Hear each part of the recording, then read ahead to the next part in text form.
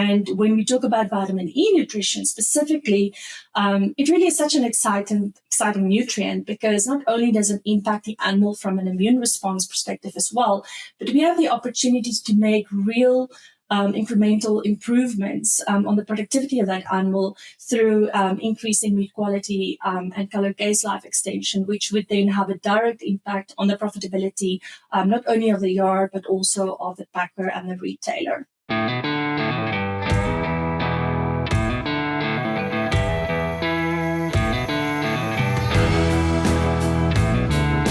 Welcome to the Beef Podcast, brought to you by Wisenetics. I am your host, Brandy Buzzard, and it's my pleasure to bring you the latest trends and issues from the best and brightest minds in the beef industry. Today, we are joined by Dr. Zeno Hubbert, ruminant technical expert with dsm-firmenich. Dr. Hubbert earned her master's in animal science, focusing on ruminant nutrition from the University of Pretoria in South Africa, and her PhD from New Mexico State University, also working on ruminant nutrition. Dr. Hubbert focuses on advancing beef nutrition with practical applications for producers. Her work spans vitamin optimization, immune function, and production efficiency. We have a lot to talk about today on this episode sponsored by dsm-firmenich. So with that, let's dive right in. Dr. Hubbert, thank you for coming with us today on the podcast. Thank you for being here. And how are you? Good morning, Brandy. I'm looking forward to our conversation this morning. It's always a good day to talk about beef nutrition. So, thank you. Yeah, well, to start off with, I know that you are a reappearing guest on the podcast, so we appreciate you taking the time to join us for another episode. But for our listeners who may not have heard your previous episode or just aren't familiar with you or your work, if you could just bring us up to speed, like provide some background, how you got started in the beef industry, and kind of your career thus far. Brandy, well, I grew up on a ranch in South Africa. And then started my career in the South African industry, first as a nutritionist with a poultry-based company, really, and then made a few changes over time. So I had quite a few different roles as a commercial nutritionist across species. Then did my master's degree in dairy nutrition, as you mentioned, at Pretoria University in South Africa. And then after that, decided, I wanted to gain more knowledge specifically about the feedlot industry in the US, and then pursued my PhD in feedlot nutrition, specifically at New Mexico State University. So after finishing my studies, I then took a role as beef species expert in innovation at Nutreco in the Netherlands, working with their innovation team for a number of years, whereafter I moved back to the States and then had various different roles across marketing, technical as well with Kelley Industries, and then end of last year joined dsm-firmenich in the role of technical manager, species expert for ruminants. So right now my focus is mainly centered around vitamin nutrition, but overall I think my practical commercial nutritionist experience give me a bit of a different outlook on the beef industry and animal nutrition as a whole, trying to bring together those commercial aspects with specifically the needs on farm. I'm very much biased towards the producer and what makes things work for them on farm. Everyone knows vitamin D affects bone formation, immunity, and growth. What everyone doesn't know is research shows cattle don't get enough vitamin D. High D from dsm-firmenich optimizes health and growth with a more bioavailable form of vitamin D. And data shows high D fed heifers weighed over 8 pounds more at weaning. Don't let your cattle be vitamin deficient. Meet the growing needs of your herd year-round with high D. Learn more at dsm-firmenich.com/hy-d. So you've had a long career and worked at several different places on beef nutrition, but what kind of led to this focus? You're currently working a lot on vitamin E supplementation and how that affects feedlot cattle and things. How did you arrive kind of at this focus of work currently? Brandy, so what I really enjoy about vitamin nutrition in general is the fact that it's an essential nutrient. We all know margins are smaller when we talk about beef production comparatively to other industry sectors. So we really need to be very critical when we evaluate what to add in that ration and what not, because it's going to impact the bottom line of our producer. So considering vitamin nutrition as a whole, it really is an essential nutrient, meaning it's included in very small quantities, and it has a huge impact, not only on the health of that animals, but also on the performance, and then in the end, the profitability of the entire operation. So I very much enjoy the fundamentals of ruminant nutrition.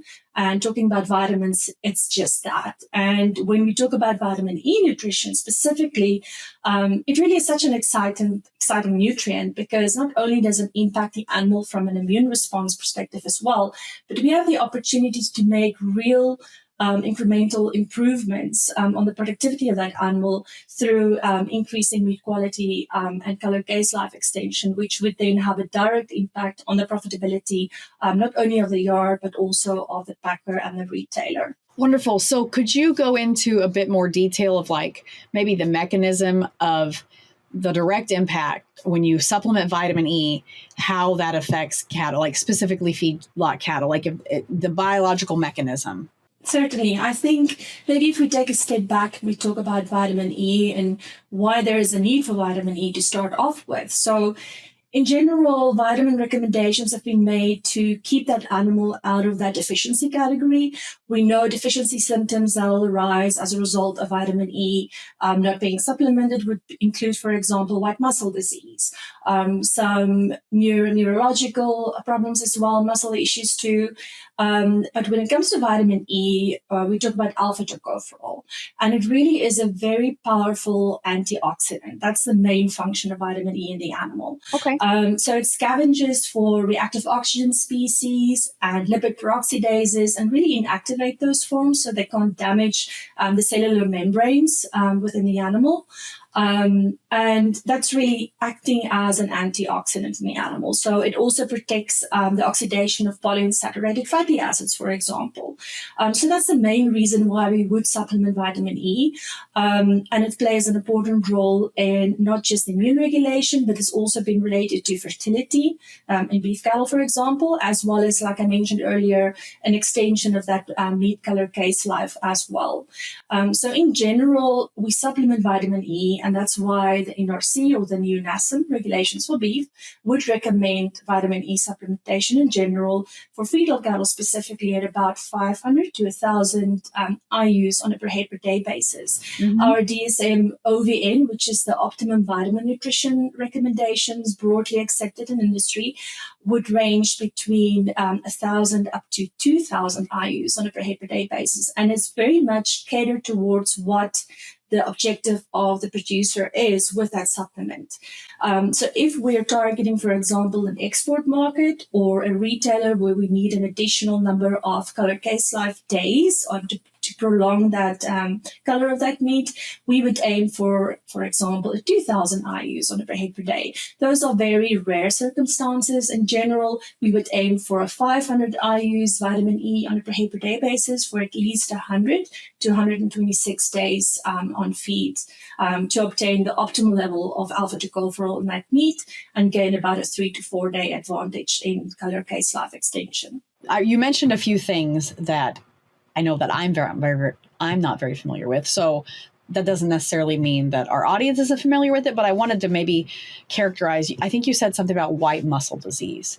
Is that something that you could just explain, like a top level explanation of what that is for our audience and for myself? So vitamin E is an important part of the glutathione peroxidase enzyme system, which contains selenium. So when, for example, we have either or deficiency in selenium or vitamin E, which works together as a powerful antioxidant, that's a disease that will occur, white muscle disease. And that's very common, for example, in sheep as well. However, when we talk about feedlot cattle, I always tell other nutritionists as well, we're not catering to just keep that animal out of a state of deficiency. For me, that's almost a no-brainer. It's non-negotiable. We have to have the adequate level of nutrition, not to even have to consider a deficiency. Mm-hmm. With feedlot production, we're aiming for optimization of productivity. So just keeping them out of that deficiency category, that's a non-negotiable. And our NRC recommendations are taking care of those situations already. So we are going for that optimal supplementation level of vitamin E. That's why we're aiming for that 500 IUs, even as high as 2,000 in some cases, I mentioned, to get those additional color case life days. Okay. What level is required to significantly improve the meat quality. So I know there's the range you said to 500 to 2,000. Is there a documented level that like that's when you see not necessarily that even the health of the animal, but like the meat quality? And then is there a level, I'm just going to say critical mass, because I don't know if that's the right term, where like you reach a level and then anything above that, is just, it doesn't matter. What is that, the 500, 2,000 range? Maybe quantify that, explain that a bit more for us. There's quite a bit of research that was done in the early 1990s. A lot of that was done by the University of Wisconsin-Madison. And in that area, I have to credit Dr. Dan Schaefer. He did most of that work. So very well documented. What we do see, if we supplement vitamin E, alpha-tocopherol acetate specifically, that's the commercial form of vitamin E, to cattle, we need at least a 100-day period of supplementation, because that's the time period it takes to equilibrate the liver and the tissue sample levels with the intake amount of vitamin E supplemented. So about 100 to 126 days of supplementation at 500 IUs on a per head per day basis will give us a targeted alpha-tocopherol level in fresh meat tissue of between 3 to 3.7 micrograms per gram fresh meat. So we're targeting that 3 to 3.7 microgram per gram fresh meat to get an additional 3 to 4 days color case life extension. And that's irrespective whether that product is packaged or stored within a MAP, what do we call it, adjusted atmospheric pressure packaging system. Yeah. So we still get that additional color case life extension with vitamin E supplementation. There's also quite a bit of research that's been done to see whether we could shorten that period of supplementation, because as you know, we're feeding different types of cattle today. Within a larger operation, it's not very practical to bring in an additional ration. So one could also potentially reduce that feeding period to about 42 days, which would then coincide with that beta agonist feeding period, and then we increase the level of supplementation to 2,000 IUs of vitamin E on a per head per day basis, only for 42 days. And we're able to reach the same level of alpha-tocopherol in a fresh meat tissue of between 3 to 3.7 micrograms per gram of fresh meat. So that's really the target that we're targeting. There's about 13 different studies that's been published and included in a meta-analysis showing that level of accretion in the muscle of alpha-tocopherol to be optimal when we hit that 500 IUs on a per head per day basis supplementation. But those are in terms of, I think, the supplementation levels. We probably need to take it a step back and talk more about meat quality and what that means to the producer. Are we talking about color case life extension? I think the problem, because we're trying to solve a problem with vitamin E supplementation, it's not just, in the interest of health or productivity. The problem really is lipid peroxidation of the lipid membrane within the muscle cells. So what that causes is a change in the color of the meat, which occurs when we change the oxidation state of the methmyoglobin. So it changes from deoxymyoglobin, it's oxidated into methmyoglobin. In the end, it's an in-between, which is an oxymyoglobin state. And when we talk about myoglobin, that's a heme protein within muscle tissue that binds iron and oxygen. Mm-hmm. Yep. Now, at harvest, we have a change in the coloration of meat as a result of that oxidation of deoxymyoglobin to oxymyoglobin. And that's not just dependent on an exposure to air, which is part of the equation, but also a rapid reduction in the pH of that meat as a result of metabolism of the glycogen reserves within the muscle tissue of that animal. Mm-hmm. So then about 24 hours post-harvest, we'll see a change in the color of the meat from a deep, almost a dark purple color to that cherry red color, which is really the color that the consumer prefers. And it's one of the main, I'd say, consideration when a consumer makes a decision to purchase a meat product or not. Right. Trying to prevent, though, is oxidation of that heme protein from oxymyoglobin state into a methmyoglobin state, where the iron changes its form from a ferrous into a ferric state. And that's when one molecule of oxygen is replaced by a molecule of water within that myoglobin molecule. And then we're not only seeing a change in the color of the meat from like that cherry red color to a brown color, which is really off-putting to the consumer. But there's also an increase in drip loss, so a reduction in the water holding capacity of that meat product. So that's really the problem associated with color case life and the coloration of meat. And not only is that color off-putting to the consumer, but we also see that that lipid oxidation results in ketones, aldehydes being formed. So it provides off flavors. There's more moisture, like I mentioned, an increase in drip loss that's collected in the packaging of the meat product. Yeah. And all of these factors is affecting the consumer's decision to purchase a meat product. And that's what we're trying to prevent with vitamin E supplementation. I'm glad you kind of naturally segued to this. So the vitamin E supplementation is affecting the color case life and the drip loss. But what about in the case of like dark cutters? How does it play a role in that, in maybe preventing that very, I don't want to say severe, but that's a stark color contrast and meat quality issue there. So is vitamin E affect that at all? Brandy, that's a good question. There's quite a bit of research that's been conducted in that area already, although not conclusive. So dark cutting is more associated with that, let's say, failure of that rapid reduction in pH post-harvest. We're aiming for a 5.6 pH 24 hours post-harvest. So, for example, if you have cattle that's been transported over long distances, they've really been stressed, they've not, had lower intakes up until loading them on the truck, they will be depleting their glycogen reserves in their muscle tissues, and there will be not enough of those available post-harvest to facilitate that rapid reduction in pH. And that's where we get the discoloration of the meat, and they'll be labeled dark cutters. That's about, I believe, 2.6% incidence in terms of our industry. So it's costing our industry quite a bit. Now, vitamin E, there's not definitive data today to say that we're going to have a specific percentage reduction in dark cutters.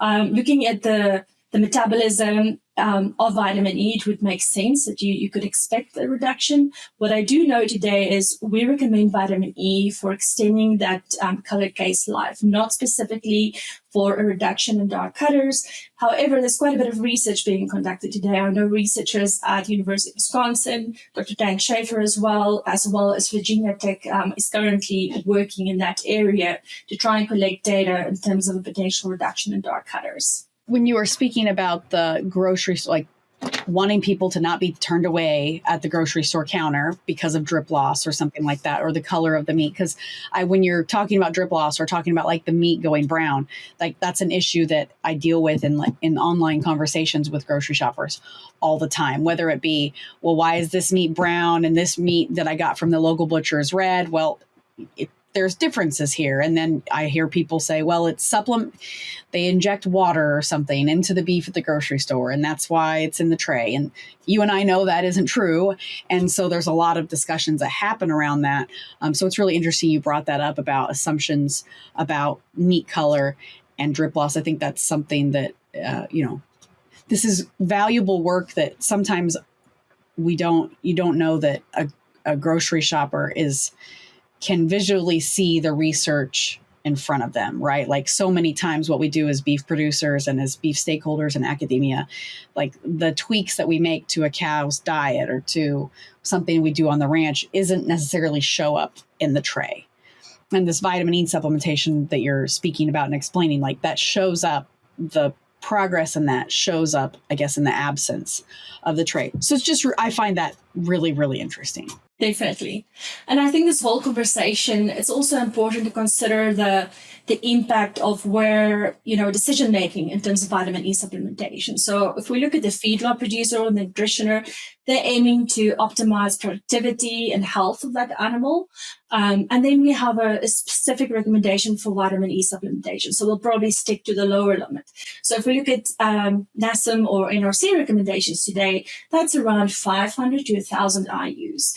If we compare that to what our industry are actually feeding today, based on the Feedlot Consultant Nutritionist Survey published in 2016 by New Mexico State University, consultants today are basically only supplementing about 50% of the NRC or NASEM recommendations at about 250 IUs on a per head per day basis. Now, that's mainly to maintain health and productivity. I've just shared earlier in the conversation that our dsm-firmenich recommendations is 500 per head per day up until 2,000 per head per day, which is much higher. But that's basically focused more on the retailer and the packer to have that color case life extension, not necessarily benefiting the feedlot producer. So it really is a conversation along the retail chain in terms of where the benefit of that supplementation would be reaped. But certainly, I think when the consumer is making a purchasing decision, that vitamin E supplementation would have an impact. Do you find in your experience that it's difficult to convey or to have feedlot producers not accept, but like implement the vitamin E supplementation because you're not necessarily seeing it in the feedlot and it's more at the case? Do you find it's difficult to convey that? Or are a lot of feedlot owners and operators, they have a nutritionist on staff and the nutritionist says, we need to do this. And the feedlot operator says, okay, we're going to do it. I think, Brandy, that depends on the level of integration as well. If the feedlot is well integrated with the packer as well, they're able to capture value along the entire chain. It's a completely different decision as opposed to a standalone feedlot having to make that investment decision without a direct premium for vitamin E supplementation. I think over the last 10 years, things have very much changed in terms of commodity pricing as well. Vitamin E is a commodity in our market. Mm-hmm. There's a lot of fluctuation in terms of the price. However, even if we look back to, I'd say, the mid-90s, at the height of the cost of vitamin E supplementation, that cost to benefit ratio was still a 10-1, which is even more favorable under today's economic circumstances. So the reality is, where is that favor? If we look at the benefit for the feedlot, yes, we can make the argument for health and productivity. There's even a study that's been published in stocker cattle where they supplemented up until 1,600 IUs vitamin E on a per head per day basis, and they still were able to show that improvement in average daily gain as well as a reduction in morbidity. But those studies are few and far between. Okay. The real benefit is to the retailer. So it's really, I believe there's an argument for health and productivity to be made at the lower level of supplementation. And then when there's a premium being paid for additional color case life days, then at the higher level of supplementation. And a lot of our producers are exporting product as well. So high quality beef being exported, and in some cases they're aiming for a 10-day color case life. So we would be able to adjust that level of vitamin E supplementation. So I think it's very much in that regard a niche market, and it depends on the specific producer where they will be able to reap the value of that vitamin supplementation. Not just supplementing vitamins for the case of supplementation. There needs to be a purpose to it, and it needs to make financial sense. Yeah, every decision we make as beef producers, it has a financial implication. And so I agree with you. We're not going to supplement things just for the supplementation, but I hadn't thought about the export market, that you would need that color to last that much longer. That hadn't really crossed my mind. So thank you for bringing that up. I want to pivot just a little bit. We've been talking a lot about feedlot cattle. What about breeding cattle? A cow herd. Does vitamin E supplementation, I'm sure the numbers are different for that group of cattle, like the IUs per head per day for that. But what are the direct benefits for, a cow herd on that? I like that question, Bradley, because if we look at the value of our breeding stock today, and even just our calves that's being fed into the feedlot, it makes so much sense to invest in the nutrition of those animals. It's a completely different conversation to be had than we considering, a terminal animal in a feedlot situation. So with breeding stock, there's been quite a few research studies that's well published where we supplement our late gestation cows with vitamin E. Usually they've done those research studies at 1,000 IUs per head per day, some of them at 500, but between 500 to 1,000 IUs per head per day for that late gestation cow. And then we see a very nice response, not only in the vitamin E status of that cow, looking at her serum level of alpha-tocopherol, but also that of her calf. So there's a certain level of fetal programming occurring there. So we see at least a 1 ppm ppm increase in the serum status of vitamin E of that cow postpartum. And then that's maintained over a certain number of days as well. There's also been a very nice study published by Dr. Corwin Nelson's group at Florida University, where they looked at some crossbred beef cows in Florida and supplemented, I believe it was 250 days of gestation up until 60 days postpartum with vitamin E at 1,000 IUs per head per day. And they showed a very nice response in increasing the vitamin E level in the colostrum of those cows as well as the overall vitamin E status of the calf. And if we look at the vitamin E level in milk, it's only supplying about 16% of that requirement of that newborn calf. Let's just talk about whole milk, not colostrum. So we definitely have a requirement for vitamin E supplementation in that newborn calf. So by supplementing that late gestation cow with an adequate level of vitamin E, and then also supplementing in the case of dairy now, and beef on dairy, we won't be able to do that with beef cows. We also supplement milk replacers and then dry calf starter feed as well. But certainly when we're out on the range, we can definitely affect the health of that calf by supplementation of the late gestation cow. They've also done some work in beef cows where they looked at supplementing them and then what that does in their calves in terms of a reduction in scours, for example. Scour incidence was reduced, and then average daily gain, both for pre-weaning as well as post-weaning of those calves from those supplemented cows, were improved significantly as a result of vitamin E supplementation. So definitely an argument to be made to include vitamin E in that breeding stock rations. Yeah, absolutely. I think you mentioned earlier, and I'm probably going to get the days wrong, but you were mentioning the supplementation in the feed yard happening for like 42 days, like syncing it up with beta agonist supplementation. Did you say 42 days? I did. Okay, wow. I can't believe I remember that number. You said that to see that impact at the meat case for 42 days.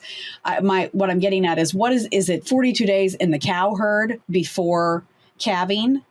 You need to see it for that 42 days. And is it a different number? Do you have to feed during entire gestation, just the third stage? Is there some more guidelines around that? So let's talk about the different categories of production stages. So on the feedlot side, the 42 days, this is quite older research that was done in the 90s. Today, we're feeding different beta agonists, different periods on feed. So that would be very much dependent on the specific producer and what they're doing. All that does is the ability for us to feed a higher level of vitamin E, for example, at 2,000 IUs per head per day for a shorter period of time, is we're allowing ourselves to sync that with our final finishing diet. Mm-hmm. So when we bring in that beta agonist ration, we don't have to bring an additional ration before that. It just simplifies things on the yard side, and we'll still have the same impact and effect. Specifically today, with the reduced prices of vitamin E commodities, it makes sense. Mm-hmm. When we talk about breeding stock, our general recommendation is to keep our animals consistently on a level of around 500 IUs on a per head per day basis. So we prefer to not only supplement that late gestation cow.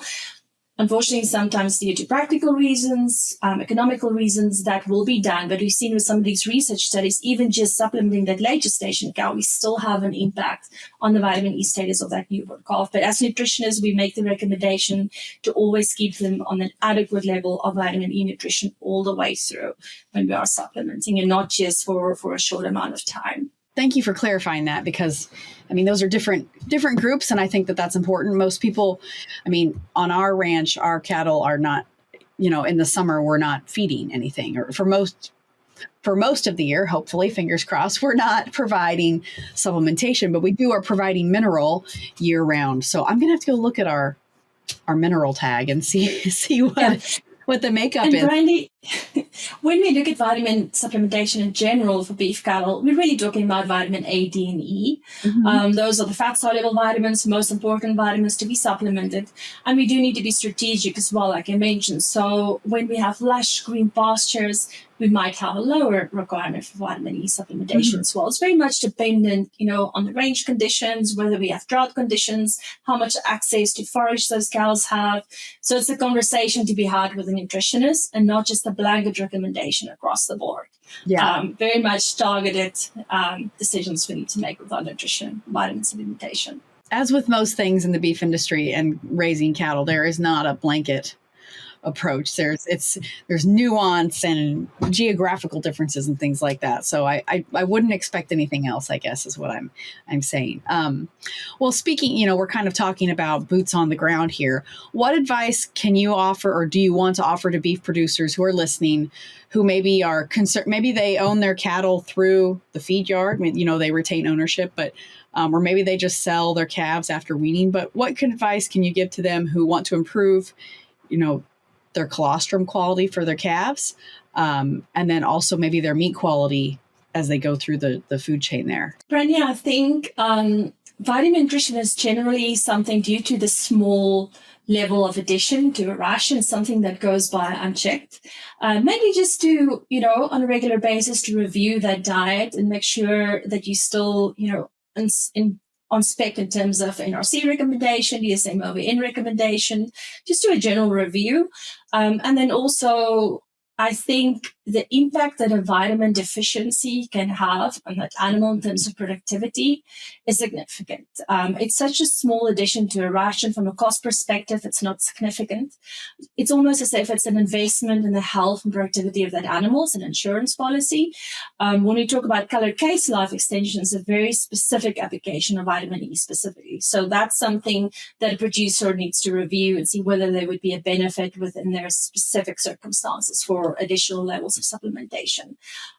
So I think it's just general awareness of what your vitamin levels are, what the status of your forage supplementation, for example, for grazing cattle is, and then just do a regular review on the vitamin levels as well.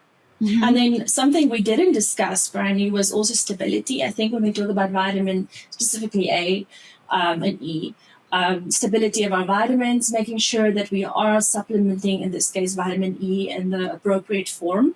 Mm-hmm. Generally in industry, we will supplement vitamin E in the form of alpha-tocopherol acetate because alpha-tocopherol is easily degraded in the rumen. When we stabilize that with an acetate, it means that it's basically not going to degrade it at all in the rumen, and about 20 to 30% of that vitamin E in general will be absorbed in the intestine. That's the efficiency of absorption. So just making sure that we're aware of the different forms of supplementation, whether it's going to be in the form of a dispersible liquid concentrate or in a dry form. Making sure it's supplemented in a stable form, especially due to the cost of vitamin E is generally more, it's more of an investment than a general A and D supplement. And this, I just want to quickly remind our audience that if you're enjoying this episode of the Beef Podcast presented by Wisenetics and sponsored by dsm-firmenich, please remember to like the podcast, subscribe wherever you get your podcast, and share it with your friends and family. Dr. Hubbert, I just want to ask, I think you've covered this already, but just kind of as another broad sweeping to hammer it home. How does the decision of vitamin E supplementation get to the producer? Starting is that a decision the retailer is making and then communicating that to the packer and the feedlot? Like, how is that going to trickle down to be impressed upon a producer? Or maybe not even to the producer level, maybe just to the feedlot level? I think today, commonly in our US industry, when we talk about additional vitamin E supplementation to add that additional 3 to 4 days in terms of color case life extension, it's really a decision that pertains to the retailer. So a question I would put, is it really benefiting the feedlot to add that additional vitamin E today? Most likely not, unless there is not pressure, but a request from the retailer through the packer. So it's really very much an internal discussion that's taking place that guides that decision to supplement additional vitamin E. From a health and productivity perspective, that decision is made by the feedlot nutritionist in the interest of optimizing productivity of his or her animals. So it's really a market conditions, I think, at this point in time that's guiding that decision. But research is very clear. I think we have access to that data. It's been conducted widely. We even have meta-analysis published. We know what level we need to supplement for which amount of time to reach that very specific level of alpha-tocopherol in fresh meat tissue. Mm-hmm. And to do that, we need to supplement vitamin E, and that will add our additional 3 to 4 days in terms of color case life extension.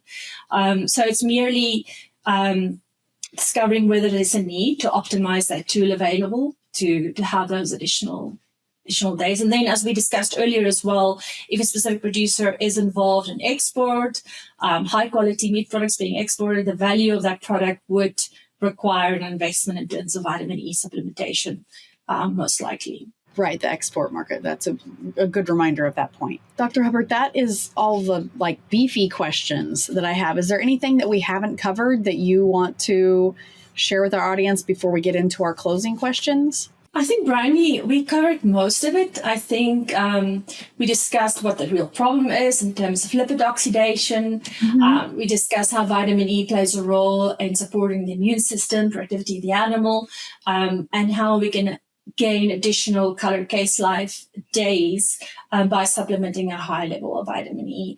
And also that there's a lot of data around that topic as well.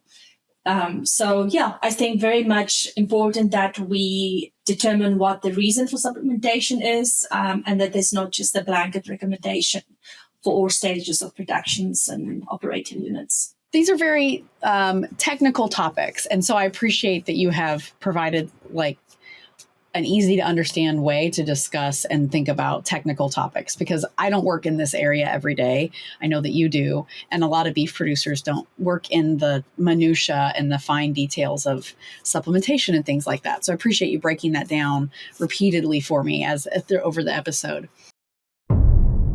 It's time for our famous three. We are to the point of our episode where we have the closing questions, and you have gone through these before, so these are not a surprise for you. So to our audience, we ask the same closing questions of our guests every episode. So the first one is, what is your favorite beef or cattle related resource? I always find this question so interesting because sometimes I've had people say it's like their spouse. I've had people say it's a movie or a book or whatever. So your favorite beef or cattle related resource? I would say I'm going to show you, and I've done that on the list of course as well. Let me grab my book. It's this, The Ruminant Animal, Digestive Physiology by Church. Okay. It was hard to get this copy. I use this quite a bit in my studies, but it's always on my desk. It's heavy to use. It's my reference in terms of ruminant nutrition. It's the basis of it all. And then there's a publication by dsm-firmenich. It's this orange book. This is our Optimum Vitamin Nutrition Handbook. And what this really is, it's not a commercial advertisement for products at all. It's heavily used by nutritionists worldwide. It's really a handbook of all the information you might need around vitamin nutrition in cattle. It's got information around digestion, absorption coefficients, metabolism, all the research studies that we could find is included in this handbook. It's really a great resource to have when you have any questions to answer around vitamin nutrition in cattle. And then, the NRC, strange as it might be, I always use those three together when we talk about vitamin nutrition, because that is the basis that guides our decisions. It's an independent resource. And I mean, it's reviewed on a regular basis as well. So I have my NRC dairy, my NRC beef, and then together with my OVN handbook, we've got a few resources at hand. And then also there's so many mentors in industry. There's always someone that knows more than you about a specific topic that we can consult with. Specifically in the beef industry, we've got a very tight-knit community. So I always find it's great to be able to know different faculty members, universities. Everyone has their own expertise. So there's always someone that you can ask if you don't know. Wonderful. I like the trio of books, the trio. We're going to skip the middle one, the non-beef or cattle related book, because I know that you were just on the podcast and shared your answer with that one. And then the third one is, when you think of someone you admire or look up to, what is a characteristic they possess that has led them to be successful? And you don't have to necessarily tell us the name of the person, just the characteristic or the demeanor that has led them to be successful. My first love is beef nutrition, and it's the beef industry. And I feel myself very fortunate to be a part of that industry. And over the course of my career, there's been so many different mentors along the way, not one specific person, but a lot of different mentors that had an impact. And I think the one common characteristic that they all share would be a love for what they do, because if you don't love what you do, you're not going to be successful at all. And a love for the producer. And that's something that I share as well. Some of the most successful beef consultants that I came across in my career are those that really, they don't work for themselves. They don't work for a company necessarily. Their interest, number one, is that of the beef producer. Because if you put that as your number one focus, you're going to be successful. They're going to be successful. And you can build that relationship as well. Even a lot of the academics that are still in faculty positions, they possess that quality as well, putting the producer first. So I'd say, yes, that's my number one factor is which one of these mentors are putting the producer first. Definitely having that bias. That's a wonderful measurement for sure. I enjoyed hearing that one. I don't know that I've someone say that. It's very practical as well, because within this industry, we can get so lost in terms of all these additives that we can add to our diets. It's a very commercial industry as well. But if we bring things down to the basics, what really matters? I mean, today we can get by with 7 ingredients in a feedlot diet. We don't need much more. Mm-hmm. So bring it down to basics. What measure? When we make a recommendation to a beef producer, we need to make sure that there's enough data to support its inclusion and that there's going to be a measurable outcome of that change in that ration. So keep the producer in mind and the profitability of that operating unit as well. Right. Well, wonderful. Well, that is all the questions and time we have today. Dr. Hubbert, thank you so much for joining us today and coming back on the show. If listeners have questions for you or want to learn more about our discussion today, where can they do that? They're welcome to reach out to myself, zeno.hubbert@dsm-firmenich.com. And yeah, we can have a conversation. Okay. Thank you again for being here. Thank you to dsm-firmenich for sponsoring this episode. And for our audience, we thank you for tuning in every week. We'll meet you back here next week on the Beef Podcast, presented by Wisenetics. Thanks, Brandy.